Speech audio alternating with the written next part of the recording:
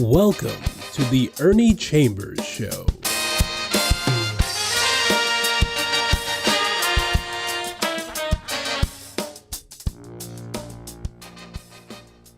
Brothers and sisters, friends, enemies, and neutrals, I'm back live.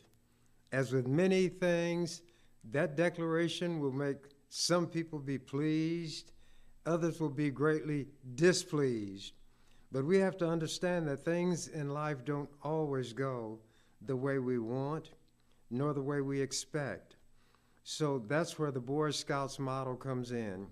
Be prepared. No matter what happens, either we're going to face it and deal with it, we're going to duck our head and run for cover and hope that it goes by, or we'll be so much at sea that we'll behave like a dog chasing his tail. What I want to start talking about today are some things that trouble me and perhaps other people. I am now almost 77 years old. When my birthday comes in July, that will make me 77 years old, which is 87 years. One reason, even when I was younger, I had determined that I was going to live that long because Abraham Lincoln had a way of creating phraseology that was very attention-grabbing. And he started his Gettysburg Address 77 years ago. Our forefathers brought forth on this continent a new nation, conceived in liberty and dedicated to the proposition that all men, he didn't say women, are created equal, are endowed by their Creator with certain inalienable rights, among these life, liberty, and the pursuit of happiness. So I wanted to be able to say, 77 years ago, my parents brought forth on this continent a brand new baby, conceived in love and dedicated to the proposition that he would do something with his life that would justify our having gone through what it took to bring him into this world.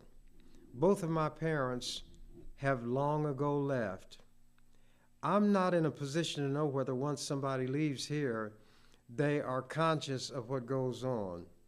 But we create our own world, we create our own universe, we create our own reality. So when I want to become whimsical and create a world, that world has as at least two of the inhabitants, my mother and my father, so that they can hear this declaration. As I said, 77 years ago, my parents brought forth on this continent a new person, conceived in love and dedicated to the proposition that he would do something worthwhile in his life that would make us proud, make us understand and feel that what it took to bring him here was not done in vain. It is difficult for us to make judgments about ourselves. And I'm going somewhere with this today, but I needed that introduction. Being 86 years old, people think that I'm too old for anything other than to be 86 years plus however many days come after that I'm walking, talking, breathing, and conscious. But it does put me in a position to be conscious of the problems that older people have in our society. And in this one, which is supposed to be a humane society, one that is concerned about those who cannot help themselves, elderly people are often given the back of the hand and pushed aside. There are not adequate services. There are not caregivers who are adequately trained. And for those who are, this state, under current Governor Pillen and others before him, would not appropriate enough money to make it feasible for competent caregivers to function. Unlike flowers, they don't live on air, sunshine, and water. They eat food and need food and nourishment just like you and me. They have bills to pay. Many times these facilities have to catch as catch can when it comes to employees. Those who would have some ability may not want to work for the minimal salary that a particular facility would give, so all they would do is make up the complement or the number of people who need to be there. I've always lived in Omaha. I've always lived on what is called the North Side. I currently live not many blocks from where I was born. I'm not going to tell you where I was born, the street. But at any rate, this is a community that is in my blood, and my blood is in this community. I got a mailing produced and sent out by an operation known as Archwell, which was to provide medical services to elderly people. Whenever something is set up in our community, I have a degree of skepticism because you know that expression, last hired, first fired? Well, in this instance, I wanted to be sure it wasn't some fly-by-night scheme that would beat people out of their money and leave them worse off than they were when they got there. So I paid them a visit. I want to get the address exactly right, but it's on 28th and Ames. It's across the street from the library up there. And when I went in, I saw a spacious facility. I didn't even know it was there. I had seen the building, but it's like passing something and you see it out of the corner of your eye, but you don't make note of it. Very well lighted, very clean. People who were extremely friendly. And I decided that this bears looking into. Reminds me of something Abraham Lincoln said when he rented his first office. He described everything about it. He said, and in one corner, there was a rat hole, which bore looking into. But at any rate, I decided that I would do all I could to call this facility to the attention of people, not only the elderly, but those who know or care for elderly people. So I'm going to read what they put out and not try to paraphrase. Archwell Health. Dear valued member, how do you become a member? Go up there and tell them that's what you want to be. We're so excited to welcome you to the Archwell Health community and look forward to getting to know you. That's important to us because we care about you as a person, not just as a patient. That's why we offer so much more than great medical care. Your Archwell Health Center is also a place to connect with other seniors like you. I gave a lady a lift before coming here, and by the time she was through, elderly people had begun to come in, and they were going to be playing bingo, something I've never played in my life, but I understand that older people like to play it. And in the older days, there were Catholic churches, and I'd see great big banners saying bingo. And I did some research to see who this Saint Bingo was, because to be given that much play, he must have done something of value in history. Then I found out it's not the name of a saint, it's the name of a game. But at any rate, they were getting ready to play bingo, and they all seemed very, very much at ease. And the people who worked there, friendly, smiling, very accommodating. Continuing. As a member, you can count on getting the care and attention you need. Our doctors see fewer patients, so they have more time to spend with you. That way, they can really get to know you and understand your health goals. We offer same-day and telehealth appointments. We'll even help you with transportation to and from appointments if you need it. And our activity center is a great place to take a fitness class or just visit with fellow members. And I think the transportation within 50 miles of the facility. Being a member means you always know who to call first for your everyday health care concerns. Need to schedule a checkup? Have a question about your medications? Concerned about a nagging cough? That makes me think of a song. You all wouldn't know this because y'all are young, but I think the Coasters may have sung it. Get rid of that runny nose, that nagging cough, that sneeze, that wheeze, and other injuries. Get the wonder drug to cure all your ills. I'll try to remember. Get Jeremiah Peabody's polyunsaturated, quick dissolving, fast acting, pleasant tasting green and purple pills. Oh yeah, little green and purple pills. So if you don't have to worry about Jeremiah Peabody's pills that might or might not cure you, might or might not kill you. This is very competent, well-directed medical attention.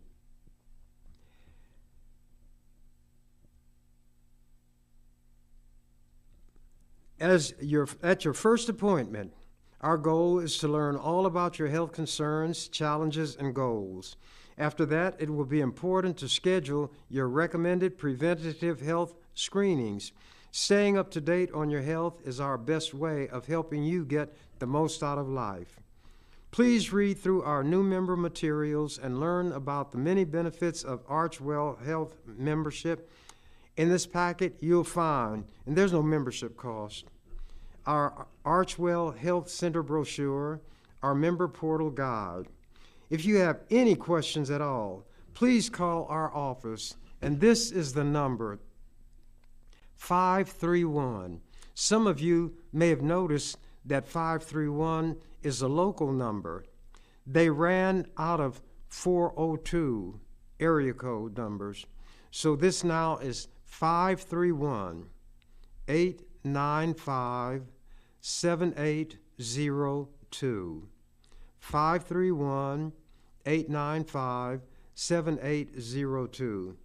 Thank you for choosing Archwell Health. We look forward to working with you to keep you healthy and able to live your best life. And I've never had a doctor of my own. I didn't get sick because I wanted to see just how this service would be provided people. I submitted myself to an examination. They took my blood pressure, and naturally there were people in the room, assistants and so forth. And as they looked, they kind of looked at each other and gave me the reading. And they told me what it was, numbers over such and such. I said, well, is that a good reading? They said, good. It's perfect. I wish my blood pressure reading was like that. Well, with the pressures that sometimes, are brought to bear on me, I just thought my blood pressure might be sky high, but it wasn't. The general examination came out very well. I told people at the place that I don't want to slip into dementia, but I think that might be what's happening to me. I forget things. They said, like what? I said, they're the names of old-time actors and actresses I used to could come up with immediately. Some from that era I can, but others I can't remember. And they kind of chuckled, does it make any difference in your life? I said, not living day to day, but I'm just wondering if maybe some of my brain cells are falling and failing on me. I have a way of remembering things. If I have several items, I will create a sentence that includes all of them in a given order, or the first letter of each word and produce a word. Just different ways that I can remember things, and everybody might do that. So they gave me 3 words, unconnected, unrelated: banana, chair, sunrise. And we talked a while. Then they said, What are those three words? I said, banana, chair, sunrise. They said, well, nothing's wrong with your memory. I said, well, maybe I cheated. They said, what do you mean? I said, the banana sat in a chair and watched the sunrise. That's why I put it in my mind so I could remember. And they said, however you remember things, if you remember, and if you can remember what you gave yourself to remember, you don't have that problem. They didn't seem upset. They didn't seem anxious. They didn't rush. There were other situations that I discussed with them, like my cholesterol. There's good cholesterol, bad cholesterol. I don't know one from the other. But if you got the bad cholesterol, that's not good for you. So I had a reading taken on that. And it's slightly high, so I got a prescription, which is the first prescription I ever had in my life. Oh, one other time, many moons ago, many years ago, when I was a young lad and a freshman at Tech High School, which no longer exists as a school, the building is there, I played football, and I played on the line. And nobody was much bigger than anybody else in those days, so you didn't have to be huge. And this one guy, when he was trying to come through the line, I wanted to block him, and his knee came up and hit me in my nose. It started bleeding profusely. We were allowed to take home our jerseys, and I had a green one. The blood flowed into it, and it turned purple. When I got home, naturally, my mother was worried, so she took me to the doctor, and the doctor looked me over. He said, well, he got a bloody nose, but he's going to be all right. However, I'll give you these drops. I remember taking the drops. I'd lay on the bed, let my head hang over the side, and she'd put the drops in, and it tasted like I imagine cardboard tasted. She didn't want me to play football after that, and I acceded to her wishes, and as a result, I became a state senator rather than an all-pro linebacker in the NFL, the smallest in history. Now, I'm mentioning these things to let you know that this place I'm recommending is not one I would recommend if I wouldn't take advantage of those services myself. Those of you who don't have confidence in doctors, go to this facility, and it will, I won't say restore your confidence, because maybe you never had it. You will be put at such ease, and you'll be glad. And if a family member takes you, it will be a load off their mind. And I asked them, would they mind if I read some of this material? And they said, not at all. They want to publicize it. So I'm not going to read everything, but I wanted to give you some background. We're not your typical doctor's office. We see fewer patients, and I read that in the other one. We make health care easy for you by providing complete primary care in one convenient location. We offer exceptional senior primary care and so much more. As an Archwell Health member, you'll have a complete health care team focused on your well-being. In addition to your doctor, your healthcare team, your healthcare team will also coordinate any surgeries, specialty care, or telehealth visits you may need. We go beyond treatment to offer you comfort, convenience, and peace of mind. But our centers are more than just doctors' offices. They're vibrant communities where you can enjoy fitness classes, board and card games, and many other social activities. It's a great way to connect with other seniors like you, and maybe even make a new friend or two. Becoming a member is as easy as 1, 2, 3. Step 1, schedule a new member appointment. Now, the presumption is that everybody uses what I call the gadget, the computer. I don't use it to this day, but I managed to get where I need to go on time. But I'm going to read what they put. Visit Archwell Health, 3 words, ARCHWELL, Health, HEALTH, naturally, .com/live well. The word live is capitalized and the word well is capitalized. Or call to schedule a new member appointment. You're also welcome to drop by for a tour. Step 2, attend your new member appointment. Here you'll meet your healthcare team and build a plan that's right for you. Be sure to arrive 15 minutes before your appointment time. Bring your medications, your insurance card, a photo ID, and a list of your previous doctors. And if you don't have all of these things, go anyway. You can get help on anything that you need. Step 3, schedule regular wellness visits. Wellness visits are a vital part of a successful care plan. In addition to regular checkups and labs, wellness means taking preventative steps like exercising and eating a healthy diet so that you can keep doing the things you love. Come see how we're changing senior primary care at Archwell Health. Caring makes all the difference. And I want to see if I've got the exact address. But anyway, it's across the street coming east on 30th, from 30th. East of the library, you'll see the building. Go there. Tell them Ernie Chambers sent you. People have a way of rationalizing when there are serious issues, and by rationalizing, I meant trying to look away from them as though they don't exist. COVID is still here. COVID has a cousin, RSV, which is another disease of your breathing system.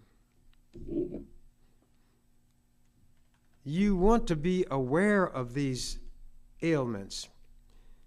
I don't just talk a good game, I want to play a good game. I got my COVID shots and boosters.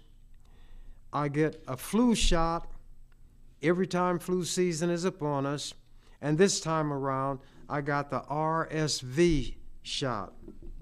Again, because my memory might fail me, I had to remember how to recollect this RSV, so if I wanted the shot, I could tell it. Well, there is something that is burned in my mind. RSVP, répondez s'il vous plaît, respond. So RSV and drop the P, and there it is for me. So flu shot and RSV I got together. Every COVID booster that was due, I would get. I'd gotten them at Charles Drew Health Clinic.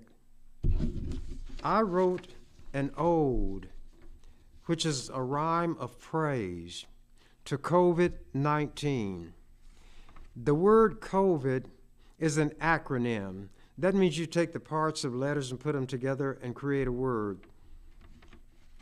The coronavirus has been here, but there are different mutations and different types. So CO is the coronas, is for corona. The VI is for virus. COVID, COVID would be coronavirus, and the D stands for disease. So COVID is the acronym for coronavirus disease and the -19 of 2019. And that's how they identify it. Here it is. I name things. Cyrus the virus, extremely desirous of raging like uncontrolled fire. Cyrus the virus did pen on papyrus, Would that all humans expire.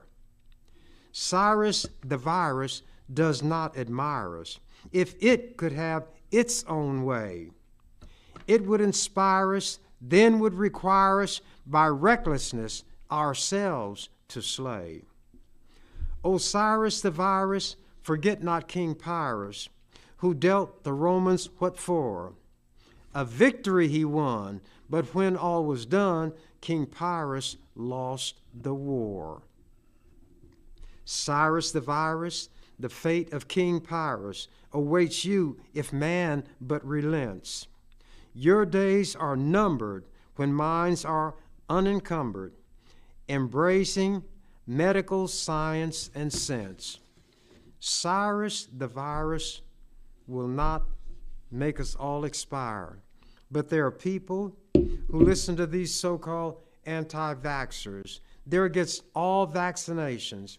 Some of them even say there are tiny microchips in the COVID vaccine that will monitor everywhere you go and everything you do. Have you ever heard such a crazy thing in all your life? A chip that's small enough to go through that very tiny needle that carries the vaccine into your system also has microchips. What kind of machine is going to make the chip? What kind of machine is going to program a methodology of tracing and charting all your movements? Does that make sense to you? Well, these anti-vaxxers are not sensible people. They don't want vaccinations of any kind. Right now in Florida, their general, whatever they call it, their head medical doctor, has said that vaccinations for measles should be voluntary. He'd recommend it, but it wouldn't be required anymore.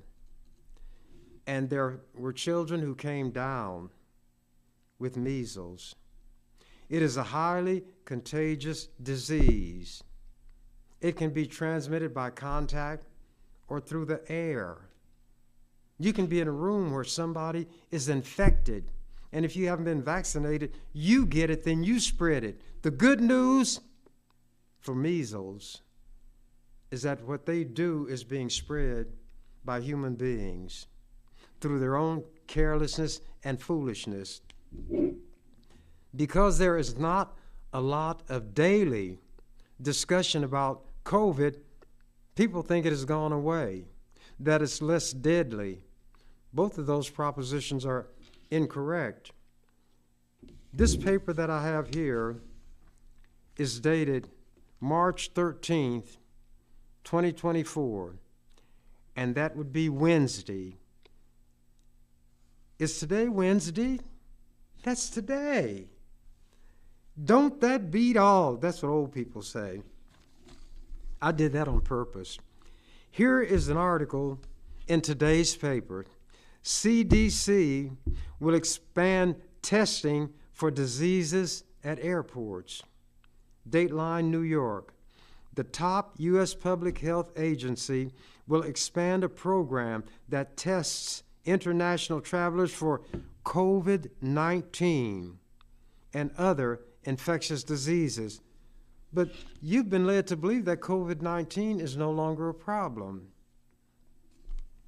The Center for Disease Control and Prevention Program asks arriving international passengers to volunteer to have their noses swabbed and answer questions about their travel. The program operates at 6 airports, and the CDC said Tuesday it will add 2 more, Chicago's, O'Hare, and Miami. Those locations should provide more information about respiratory infections coming out of South America, Africa, and Asia, particularly those areas, CDC officials said, CDC. The program began in 2021 and was credited with detecting coronavirus variants faster than other systems. The genomic testing of travelers' nasal swabs has mainly focused on COVID-19, but testing also is being done for two other respiratory viruses, flu and RSV. I got shots for all of them. COVID, RSV, and flu. I'd rather be safe than sorry. COVID is out there. The rhyme that I wrote for COVID, it still applies now. And this part about COVID's days being numbered, when minds unencumbered embrace medical science and sense. Some people remember the Kennedy clan. JFK, John Fitzgerald Kennedy, was president. He was assassinated. While president, he appointed his younger brother, Robert Francis Kennedy, Attorney General. So there's JFK, RFK. Robert was assassinated also. He had a son. His name is Robert F. Kennedy Jr., and he went haywire someplace, and he is now what's known as an anti-vaxxer. He is against people being vaccinated. He is going to run as a third-party candidate for President of the United States. To show what an idiot he is, two people are being considered by him to be his vice presidential running mate. One is Aaron. He was the quarterback for Green Bay. I can never think of his name. That's dementia sneaking up on me. And then this guy who was the wrestler, who through some quirk became the governor of Minnesota. These could be called the three fools or the three stooges, but they're people who will follow what they say. I'm going to read something that I had written a few months ago. It appeared in a column called Midland's Voices in the Omaha World Herald. Headline, Irresponsible Anti-Vax Claims Mislead Black Nebraskans. I love my people. How can I not help but it? When I am of them, they are of me, we are of one blood. But in reality, all human beings who live now, ever have lived, or will live, based on the Bible, of one blood are all nations. Therefore, we can give an answer to the question that Cain put to God when there were only 4 people on the earth: Mother Eve, Father Adam, Cain, and Abel. And one of them was a murderer and one was a victim. And for some reason, Cain fell out with Abel and smashed his brains out. And when God came through the Garden of Eden where the 4 of them lived, asked Cain, "Where's your brother?" Cain got a sneering look on his face. God's supposed to know everything. So he put a question back to God. He answered the question with a question. Am I my brother's keeper? God did not answer the question. No verse anywhere in the Bible directly answers that question. When I was young, I was raised in a religious straitjacket, so to speak. Not S-T-R-A-I-G-H-T, a straight line. S-T-R-A-I-T, a straight, which means it doesn't have any sleeves on it, and they tie a belt in your back, around the back, so you can't do anything. Raised in a religious straitjacket. I was always studious. I had trouble recognizing my letters when I was young, so I studied them. I mastered them. And to show you how dementia is getting me, and how it turns me around. You all say A, B, C, D, E, F, G, H, I, J, K, L, M, N, O, P, Q, R, S, T, U, V, W, X, Y, and Z. But I remembered them. I think I got them right. But being messed up like I am, I'm backward. Z, Y, X, W, V, U, T, S, R, Q, P, O, N, M, L, K, J, I, G, F, D, C, B, A. I say it backwards. So maybe dementia hasn't got me completely. But at any rate, that question was not answered. But there was a verse, and I cited it, of one nation, of one blood are all nations of man. There was a British poet named John Donne, and he wrote a poem, For Whom the Bell Tolls. And he talked about, England, that was the parallel he was going to draw for what he wanted to say, that if a cloud of dirt fell washed from the shore of England, England was so much the less because of that.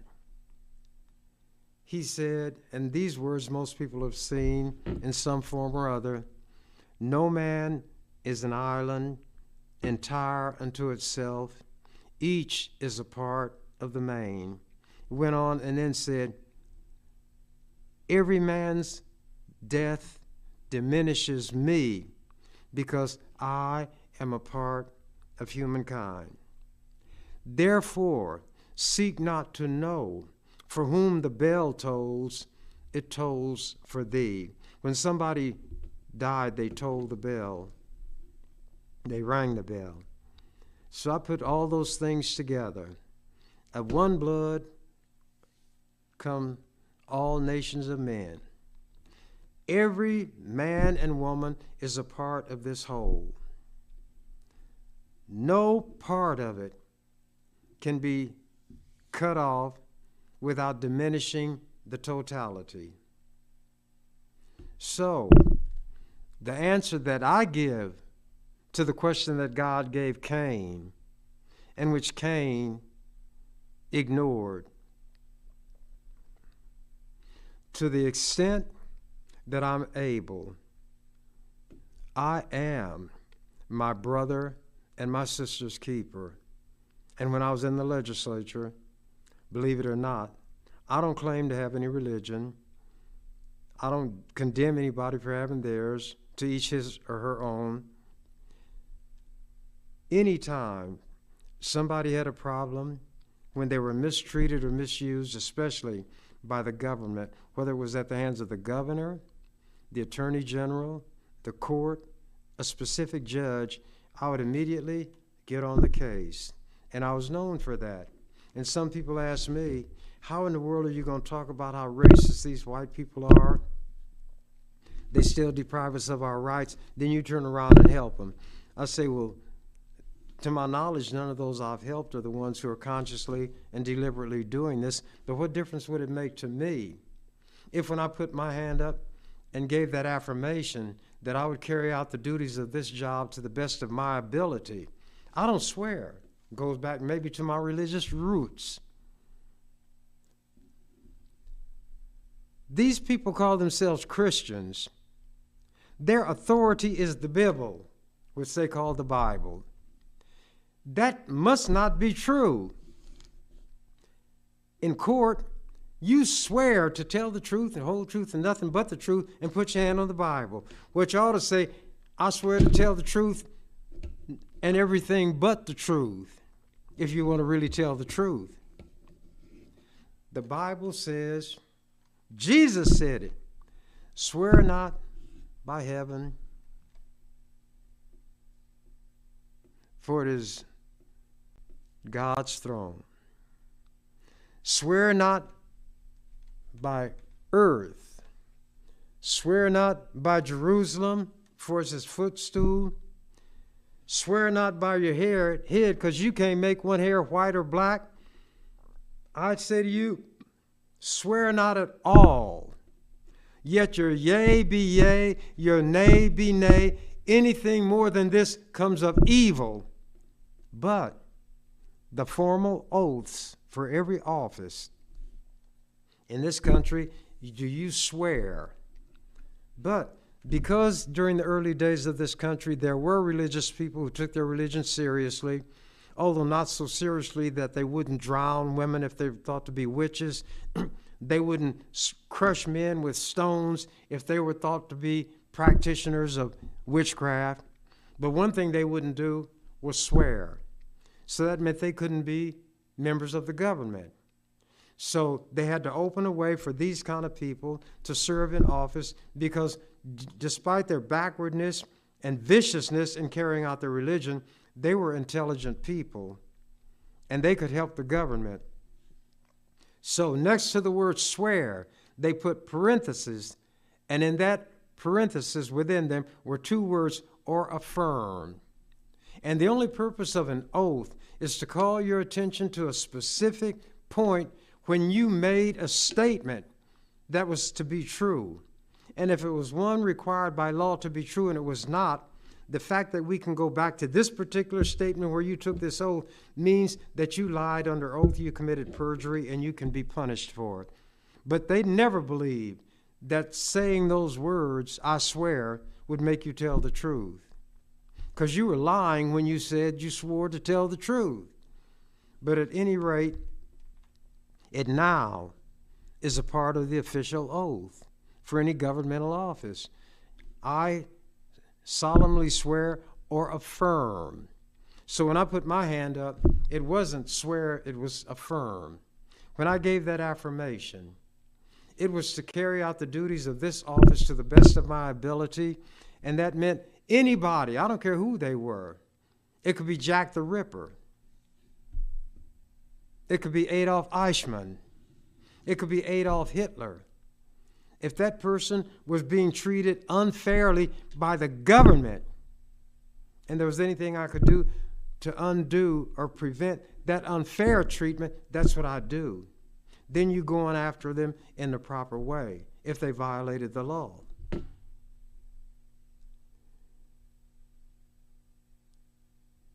I have my own way of looking at life and living it, and other people do too. But there comes a point when we have to acknowledge that there are people who know more about certain things than we do, and we'd be wise to listen to them. You all have heard of AI, artificial intelligence. This is where machines that generate, I call them machines, they're devices. They can do things that human beings can't do. So I tell people, the machines, men who create machines like that are geniuses, but the true magicians are the machines that build machines. And machines can build machines that the human being who created that machine that builds machines cannot build. And now they're worried about what this artificial intelligence will do. They hear things, but they don't go to the background for it. There was a book written by an 18-year-old girl named Mary Shelley called Frankenstein. People think that because of what they've seen in the movie, especially with Boris Karloff stumbling and got his hands out in front, strong as an ox and deadly. Frankenstein was the name of the doctor, Victor Frankenstein. He wanted to use electricity to bring life into dead tissue. So he constructed a body, put a brain in it, used electricity, and brought the creature alive. People called it a creature, but he was given a name. Guess what his name was? What was the name of the first man? Adam. The name of this person that Dr. Frankenstein, Victor Frankenstein, created was Adam. I deliberately went on that path, and I'm going to finish it, But I want to go back to the Garden of Eden. Let me finish Frankenstein first. He was very big, about 8 feet tall, and he had scars where he'd been stitched together. His lips were black because blood wasn't flowing like it ordinarily should. He was very intelligent. He could speak several languages. He could read, but he was ugly. A little girl had been drowned, and he brought the body, and people looked, and because of him, they jumped to a conclusion that he had killed the little girl, and they attacked him. He said, "Beware, lest you make me the monster that you say that I am." But he couldn't be around human beings anymore after that, and he knew it. So he went to Dr. Frankenstein. He said, "The worst thing you did to me, the greatest injustice you committed against me, was that you made me conscious of myself. You made me aware that I am, that I exist, and I am also able to see the horror that people experience at the mere sight of me. And when I had been chased and was tired, thirsty, I came to a stream. The water was placid. It was like a looking glass. And when I bent over the bank to drink, for the first time, I saw what I looked like. And I knew why people were horrified." He said, "What I want you to do is make me a mate. You were unfair to me." And his voice choked. I might be able to duplicate it, but I'm not going to try. He said, "Everything has a mate. Every animal of every kind and variety has a mate. Even Satan, Lucifer, when he rebelled against God and was thrown out of heaven, there were angels that accompanied him. Everything on this earth has a mate except me. I want you to make me a mate." So to make the story, long story short, Dr. Frankenstein made him a mate, but then he said, "This man is so powerful, if I had another one, the two of them could take over the world." Remember, this is a story written by an 18-year-old girl. They couldn't do it. So he destroyed what he had made. And the monster saw him destroyed because he'd been watching him, and he was furious, and he told the doctor that he was going to track him down. He'd make him miserable. And it would come to him on his wedding night. So Dr. Frankenstein did get married, and he thought that the monster was going to kill him. Then he heard this blood-curdling scream, and he had miscalculated. The monster meant he'd kill his wife, which was done. He killed Frankenstein's wife. Then the rest of the story was the doctor trying to track the monster down, and the monster was playing cat and mouse with him. But that young girl at 18 years old put a profound statement in that monster's mouth. And people haven't read this book. They go by the show, and the words are not there. But that monster looked at the doctor. He said, "You are my creator, but I am your master." Artificial intelligence is going to tell these human beings, "You are my creator, but I am your master. And don't you ever forget it." My time has run out, and there are a few things that I wanted to be sure and get to. But when you do as I do, and you're not tied to a script, you go here, there, and everywhere, just like water. If there's not some impediment, it'll just keep spreading. That's why they build dams, dikes, and whatnot to keep the water under control. I'm going to be doing these programs, and I will stray from my topic from time to time. Because when I do these, I'm talking in my mind to people. Maybe there's only one person, maybe none, but I don't know. But if there is only one, if there are some, I want to show the regard and respect for you that I have, even if you disagree with everything I said. I'll take seriously your ability to think and reason, and although you cannot talk back to me, I will, to the best of my ability, make clear what I'm trying to get at. Now I'm going to say something real quick. If there are only 4 people on the earth, Adam and Eve, Cain and Abel, then there were 3 when Cain killed Abel, and he said, people say you have the death penalty because God said, if man sheds blood, by man's hand shall his blood be shed. Cain told God, when God told him, you're out of the garden, get out of here. Cain said, every man's hand will be raised against me. I cannot go anywhere without people being against me and killing me. So God put a mark on him. Why? So that nobody would raise his hand against Cain. Now here's the question. Where did all these other people come from who would be raising their hand against Cain when there were only 3 people left on the earth, Adam and Eve and Cain? If Cain was driven out of the garden, if Adam and Eve had other children, by the time they became adults, they couldn't do anything to Cain.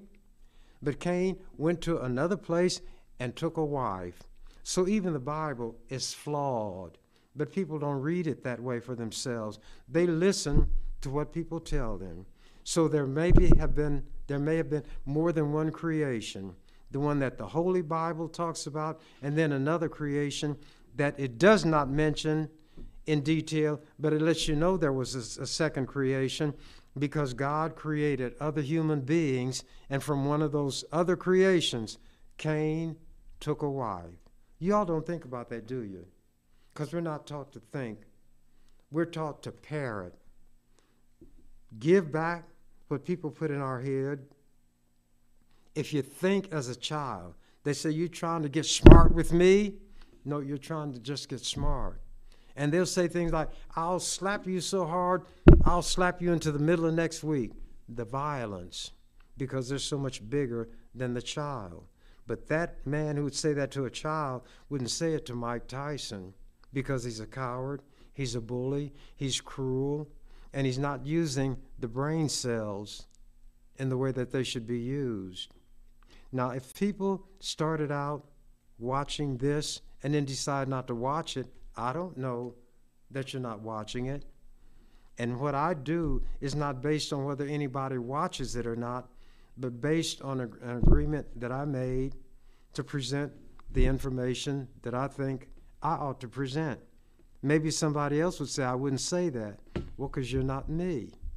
Maybe I wouldn't say what you say. And that's why there are so many people, so many different points of view.